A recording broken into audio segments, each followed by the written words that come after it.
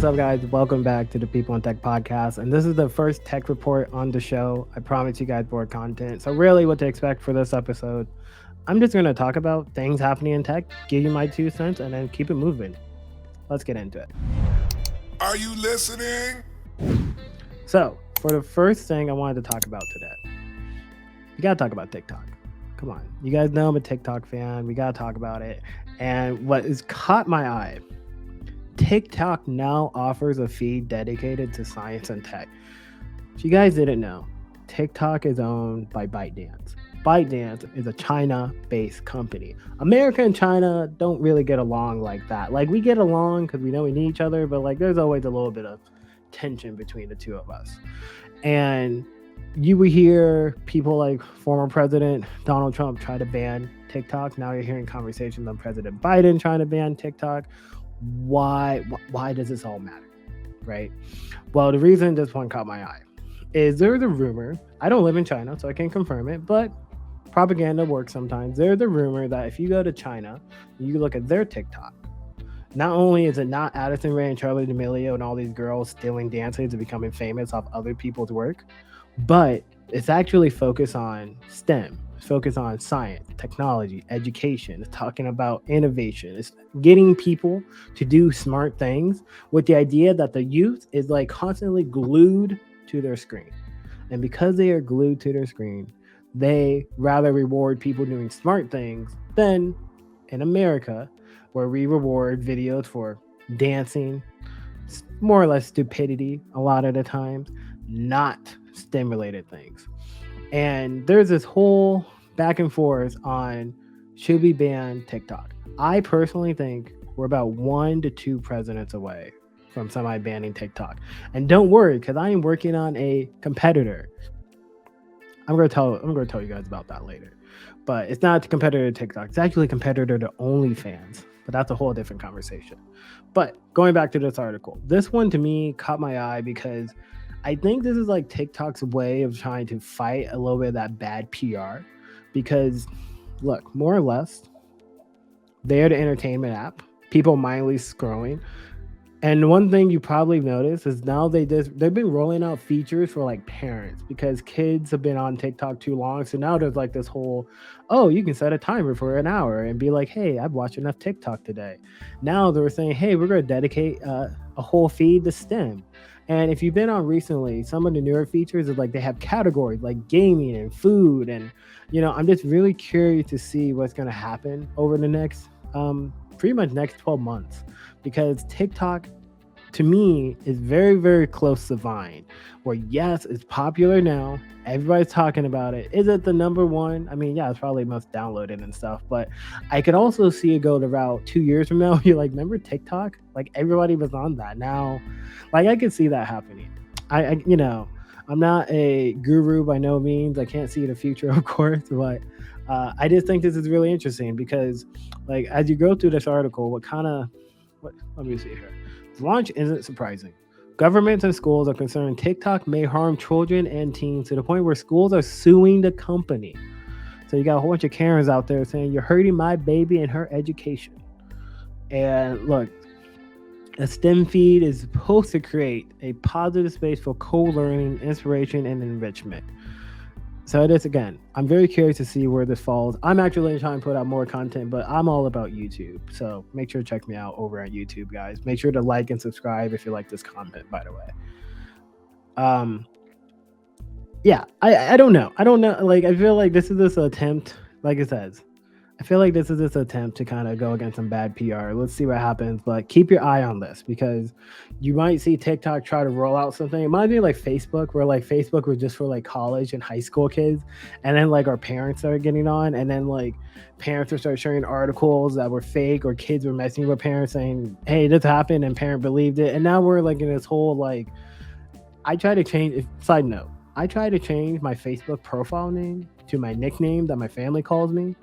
And Facebook was like, your name isn't that. Can you upload documentation proving your nickname is this? And I was just like, you mother. Anyways, TikTok, STEM, keep an eye on it. I thought this was real interesting. Moving on. I just want to mention it. I just want to mention this one. Everybody's talking about it, but no one's really talking about what it could be 2, 3 months from now. So let's talk about Silicon Valley Bank. You guys know the bank collapsed. Everybody was like, oh crap, what is happening? Look, no one knows what's going on. And if you're a millennial like me, I feel for you because 9/11 happened. What the F? 2008 happened. What the heck? 2020 happens, pandemic. Like, I know people who, like, after '08, just recovered, just getting to a point where they can do things, just building back up again. Then 2020 happens. People lose their jobs. Pandemic hits. Like, some people, pandemic did great things for. Some people, it's like the worst year and 2 years of their lives. So, we are kind of the generation of uncertainty.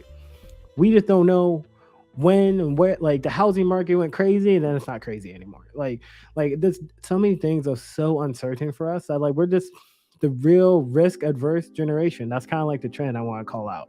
The reason I want to mention Silicon Valley Bank to you guys was simply due to the fact that, if you guys didn't know, this is a startup bank. Like when I'm working on my OnlyFans competitor and I needed money, I would probably go to the people who work with Silicon Valley Bank. It worked with startups, it worked with healthcare companies, and I had friends on social media.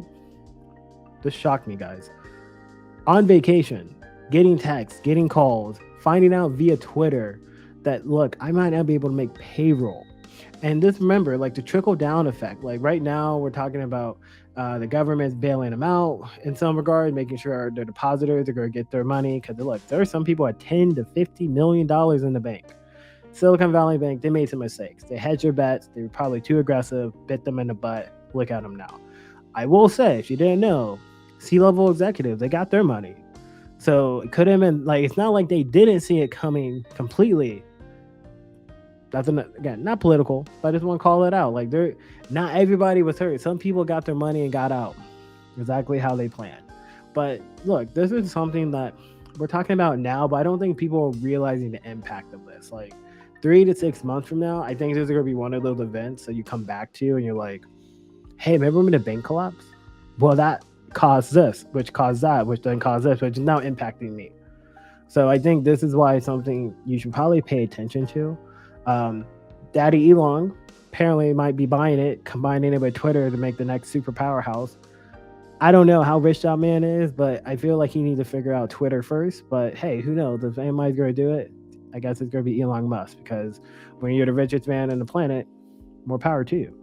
I'm very curious to see who's going to come in and step up. I've seen one bank, but I guess that's the part I'm not clear on. Like, I've been trying to understand myself, guys. Like, people are buying like parts of the bank, but not the whole bank. So just keep an eye on it. This isn't a financial channel, but I will say this is going to have a trickle down effect, because if startups are impacted, then startup talent is going to be impacted, which is then again going to go into the whole job market.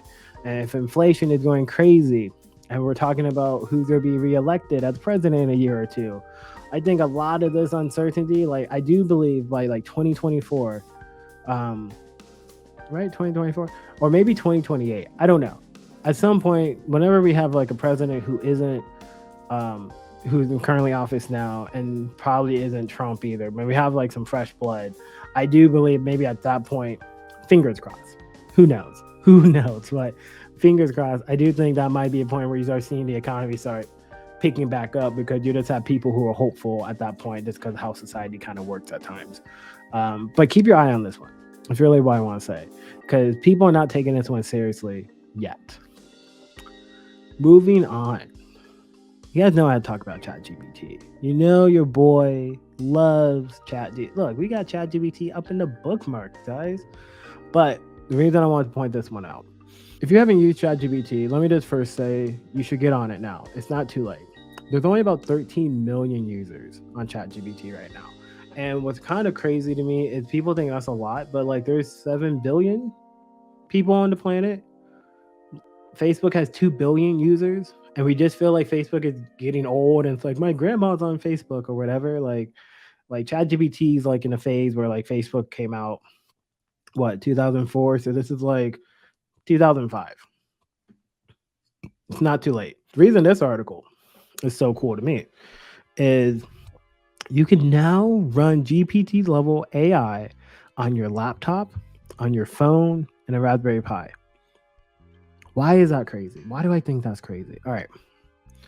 So let me show you. Let me highlight something real quick here. This piece right here. People have been saying since its launch, they've been frustrated by the AI's model built-in limits, which is crazy to me because ChatGPT does so much shit like to say it has limits. But like I hear him because look, your boy I play for GPT Pro. If you guys know. And here I wanted to show you guys real quick. Let's see. Let's start fresh. So here is a plugin called AI PRM. I don't know what it stands for, but it's pretty much ChatGPT prompts. Now, what I like about this is you'll find a lot of content creators making videos of like, this is prompt engineering, and this is how you train the model to get the results. Look, you can do that. You can also download this plugin. I'm a YouTuber, so I'm going to be like, hey, make me a script on how to make a React Native app to-do list. Like what are we doing here? Like this is literally what I used to do. Like you guys sometimes ask me, Caleb, why don't you put more content? Well, when you're a 9 to 5 employee, you're a 5 to 9 content creator. And when you have 2 kids and a dog and you're trying to get in shape, you really just got like the few hours every once in a while to put in some time into your craft. But with tools like ChatGPT, you can pretty much become a solopreneur. And once becoming a solopreneur to me is pretty much you run your whole business with no one. And that's more or less what ChatGPT has been able to allow me to do. Been able to write scripts, be able to write more content, be able to plan out things and get more content organized and scheduled and things like that. And again, ChatGPT is only on the web, and people are finding plugins to enhance it on the web. But going back to this article, we're talking about putting it on your phone, putting it on your laptop. If I was a competitor, if I had a million, billion, whatever, if I had money and I was like, you know what? I'm really sick of Apple being like the top dogs. I want to make a computer that competes with the MacBook Pro. Well, if I'm Microsoft, if I'm Google, I'm putting Google Bard or ChatGPT into my laptop and being like, take ChatGPT, but put it on steroids. Put more power behind it. Put more RAM, put more storage, put more memory, whatever it is. But like that is something that can just change the game. Put it on your phone. Like I have this plugin. Let me show you guys real quick. So there's a plugin to like ask ChatGPT Google questions. You know, like so I asked how many users does ChatGPT have? Now this is Google's answer on the left, but here's ChatGPT's answer. I can ask Google a question, it gives me this answer, but that's it. I can keep asking questions, and this is a plugin built into Google. So not the best example, but I did want to highlight that it's not too late to get into ChatGPT. If you were interested in learning how I've used it to kind of help start a lot of my business ventures with people in tech dad, I'm launching a course coming soon. Let's leave. Actually, there's a link in the bio. What am I saying? There's a link in the description. Just click on that. Give me your email. I'll let you know when the course comes out. But yeah, man, ChatGPT is crazy to me because we got GPT-4 coming out soon. Raspberry Pi, don't even get me started. Like, you got kids 10 times smarter than me, literally making Iron Man Jarvis. You can make a BB-8. You can literally do anything. Like the fact that we have it available, we can put it on devices now. Because remember, ChatGPT is cool because it's through a text interface. I can go on the web, ask a question that gives me text and response. But people want videos. People want images. Things like Midjourney and, DALL-E, right? Like these things are out there, but like people want to take it to another level. The ChatGPT, GPT-4, the fact that you can now run some of these things on devices without the internet, next level. Moving on, this kind of dives into AI a little bit more, but shout out to Forbes, shout out to Rashi here, Forbes staff. You know where it's at. But look, Grammarly generative AI feature will soon be able to write, interpret, and edit text. So, like I've said before, AI is disruptive. Every 10 years, you're going to get some type of technology that's going to change the game. AI is one of them. Every once in a while, you get a technology that you think is going to change the game and it gets confused and it's like, that wasn't it. Crypto, Web3 could be, maybe, not sure yet, but the hype isn't really there like it used to be. But AI, at least, when I'm seeing Grammarly talk about these types of features, this is this is crazy to me because look, I can y'all don't believe me, but like let's do a new chat. And let's say explain what a software engineer does uh, about 1,000 words and make it funny.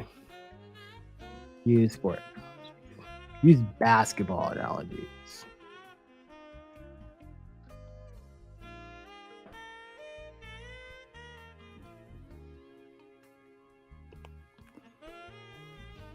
Do you guys see the power here? Like this is literally a blog post.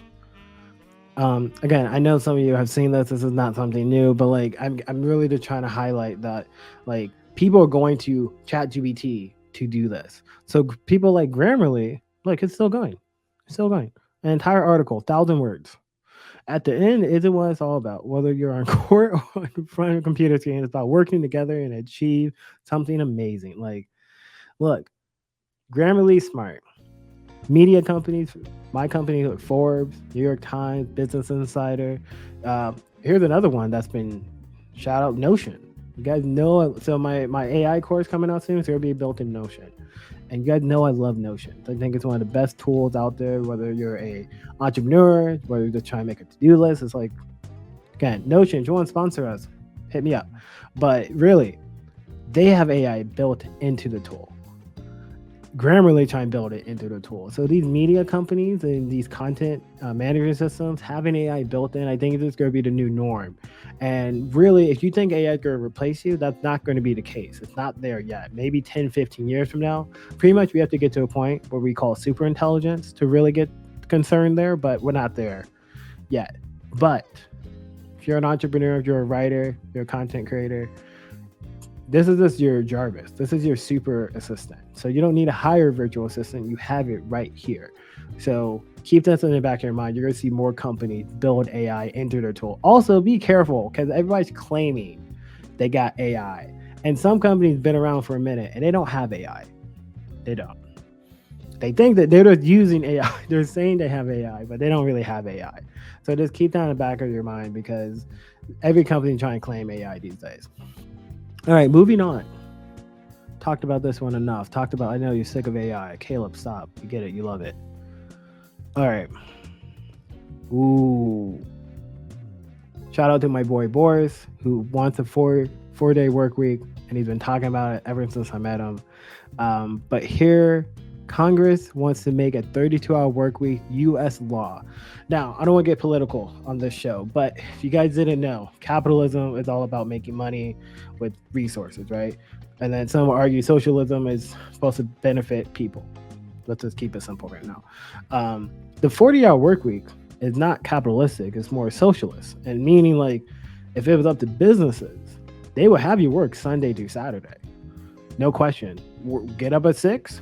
Don't leave. Only reason we let you go home at 6 is because we think you need to eat and, get some rest so you can go back and work the next day. The 5-day work week was pretty much something rolled out to the idea was, hey, like they actually work better if they give them 2 days off. So let them Monday through Friday, give them a weekend, and then we can repeat.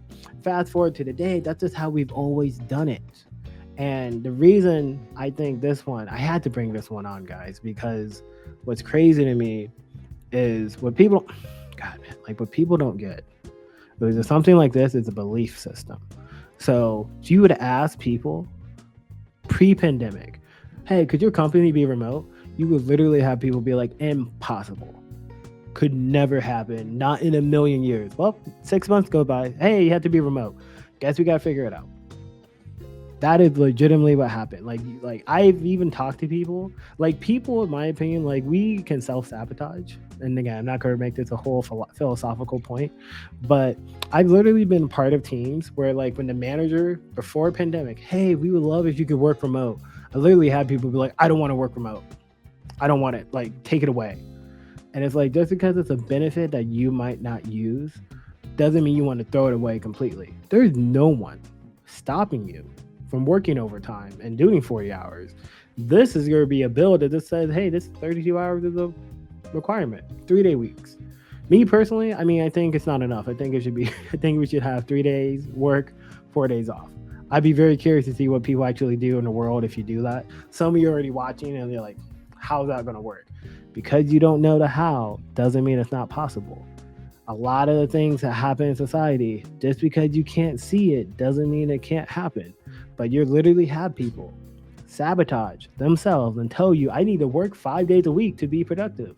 When the reality is, we know going to the coffee machine, going to get your water, going out for lunch. I mean, are you really working 40-hour weeks? The pandemic changed everything. And I think for a lot of jobs, this will work. Is it going to work for everybody? No. But that's not even an argument because you can even say people who work 40-hour work weeks now doesn't work for everybody. Because there's some of us who are 9 to 5, Monday through Friday. And there's some of us who work 40 hours, but it's not Monday through Friday. It's Monday, Thursday, Wednesday. But, like it's all over the place. Like, hey, I got 10 hours here, some hours here, and 2 hours on a week. Like, it really depends on what you do. So, like, we need to stop thinking what currently works is perfect and really need to be open to the idea that something different could be better. The reason I think it's not going to pass, unfortunately, I know. I'm sorry. You guys are like, dude, Caleb, I like what you're saying. It's gonna work. I really hope it does. But I think, this aspect increase the happiness of humankind.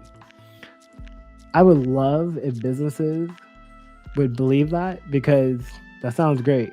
But this really needs to say, let's see here, have a little fun. I always like to do things like this. Really needs to say, increase the money in my pockets.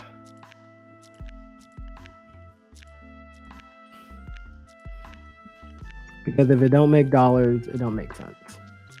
Let's just keep it a buck, guys. Like, this is like that's gonna be the pitch. If you like, you're gonna have lobbyists, you're gonna have millionaires, billionaires, do everything. Because remember, they're in control, work making us work Monday through Friday. So having something like this is only gonna work if we can show them. Which we have some data, we have some companies, we have some test reports that show, shorter work weeks lead to more productivity. And then whatever the rebuttals are, well, what about companies that are 24/7? Okay, well, not everybody has to work the same 4-day work week. Maybe you have some Monday through Thursday, they have Tuesday through Friday. I don't know. Like, you can make it work. It's not about it couldn't work. You have to believe it could work. And not only do you have to believe it, you have to convince people who are making money with how things are now that it's going to increase money in their pockets. And the last thing I kind of want to highlight, and so I heard Meta's having more layoffs. This whole idea of fake work. The one thing I'll say, when I worked at a company, I don't want to shout out which one it was, but I have been at companies where like the company's great, you have this great culture, you're doing these great things, and then like it's not clear on what you should be working on. Like, you're literally like fighting for work. And like my advice to you is, if you're working at a FANG company now, you're working at any tech company, and like you don't have a clear project on your roadmap, but you still have a job, like I would probably be a little bit concerned. Because like these companies are so large, and the reason they're laying off thousands of employees is because they more or less are playing this game of like, I want to get all the top people so the other people don't get them. It's truly greed. Like, it's greed and competition, and people get real petty when it comes to it. I don't like the idea of people not doing fake work, but I do think when times are tough, like you really just sit there and you evaluate what's a necessity and what isn't. Um, but I would say people who are going through a layoff right now, network, please reach out to me on LinkedIn, reach out to each other in the comments. Like, literally, just like put yourself out there, because it's not that you don't like, look, you worked at a big company. You saw how they do it at the top level. At the same time, it probably wasn't perfect either. So just keep that in the back of your mind. But hey, look, this episode 1, Tech Report. We talked about a few different things. Let me know what you guys think of the format. Again, no major editing. This might throw an intro on this guy. Make sure to go like this video, subscribe, of course.